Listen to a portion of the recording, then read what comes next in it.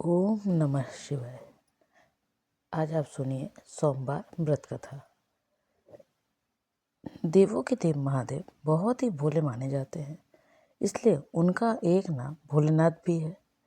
पौराणिक कथा मान्यता अनुसार भगवान शंकर को प्रसन्न करने के लिए किसी भी तरह के खास विशेष पूजन की आवश्यकता नहीं होती, क्योंकि कहा जाता है कि वह तो भोले हैं और भक्त की मन से की गई क्षणिक मात्र की भक्ति से ही प्रसन्न हो जाते हैं। तो आइए सुनते हैं सोमवार व्रत कथा। एक बार किसी एक नगर में एक साहूकार था। उसके घर में धन की कोई कमी नहीं थी, लेकिन कोई संतान ना होने के कारण वह बहुत दुखी था। संतान प्राप्ति के लिए वह हर सोमवार को व्रत रखता था और पूरी श्रद्धा के साथ शिव मंदिर जाकर भगवान शिव और माता पार्वती की पूजा करता था। उसकी भक्ति देखकर एक दिन माँ पार्वती प्रसन्न होकर भगवान शिव से साहूकार की मनोकामना पूर्ण करने का निवेदन किया। पार्वती जी के आग्रह पर भगवान शिव ने कहा कि हे पार्वती, इस संसार में हर प्राणी को उसके कर्मों का फल मिलता है और जिसके भाग में जो हो उसे भोगना ही पड़ता है।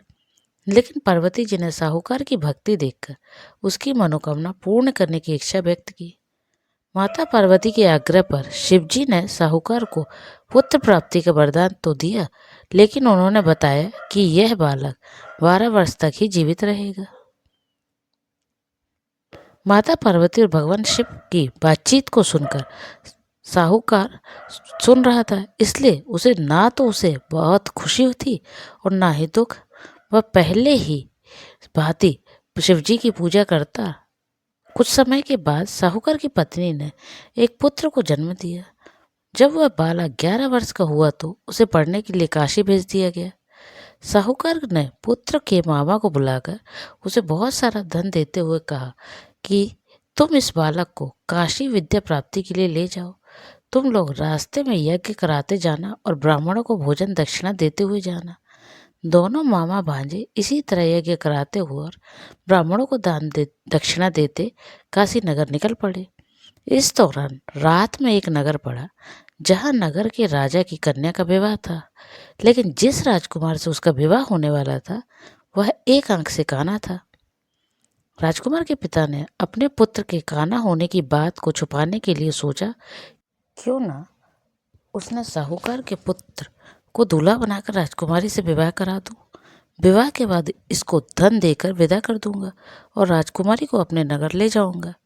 लड़के को दूल्हे के वस्त्र पहनाकर राजकुमारी से विवाह करा दिया गया। साहूकार का पुत्र ईमानदार था, उसे यह बात सही नहीं लगी, इसलिए उसने अवसर पाकर राजकुमारी के दुपट्टे पर लिखा कि तुम्हारा विवाह तो मेरे साथ हुआ है, लेकिन जिस राजकुमार के संग तुम्हें भेजा जाएगा वह एक आंख से काना है। मैं तो काशी पढ़ने जा रहा हूँ। जब राजकुमारी ने चुन्नी पर लिखी बातें पढ़ी तो उसने अपने माता पिता को यह बात बताई। राजा ने अपनी पुत्री को विदा नहीं किया, फिर बारात वापस चली गई। दूसरी ओर साहूकार का लड़का और उसका मामा काशी पहुंचे और वहां जाकर उन्होंने यज्ञ किया। जिस दिन लड़का 12 साल का हुआ उस दिन भी यज्ञ का आयोजन था। लड़के ने अपने मामा से कहा कि मेरी तबीयत कुछ ठीक नहीं है। मामा ने कहा कि तुम अंदर जाकर आराम कर लो। शिवजी के वरदान अनुसार कुछ ही देर में उस बालक के प्राण निकल गए। मृत भांजे को देख उसके मामा ने विलाप करना शुरू किया।